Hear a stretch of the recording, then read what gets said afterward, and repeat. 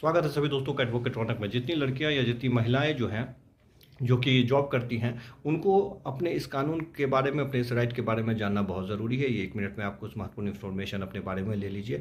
Maternity leave आप जानती है कि आपका अधिकार है, लेकिन इससे ज़रूरी कुछ महत्वपूर्ण बातें जो जुड़ी हुई है वो भी आप जान लीजिए। मैटरनिटी लीव जो है वो article 42 directive principles of state policy के द्वारा स्टेट की जिम्मेदारी है कि वो मैटरनिटी लीव को बहाल करे। उसके अलावा मैटरनिटी से संबंधित कानून भी है, जिसकी कुछ महत्वपूर्ण बातें मैं आपको बता देता हूँ। सबसे महत्वपूर्ण बात यह है कि कोई भी ऐसा संस्था जिसमें आप काम करती है, जिसमें 10 या 10 से अधिक एम्प्लॉय हैं, तो वो संस्था जो है वो मैटरनिटी लीव देगा। दूसरी बात यह है कि मैटरनिटी लीव में आपका 1 बच्चा हो, 2 बच्चा हो, 3 बच्चा हो। हाल फिलहाल में मैं ये बात इसलिए कर रहा हूँ क्योंकि कल ही सुप्रीम कोर्ट का डिसीजन आया है कि जहाँ पर एक गवर्नमेंट एम्प्लॉय को इसलिए मैटरनिटी लीव देने से डिनाई कर दिया गया क्योंकि वो तीसरा बच्चा था। सुप्रीम कोर्ट ने स्पष्ट किया कि नहीं, आप मैटरनिटी लीव देने से नहीं रोक सकते हैं।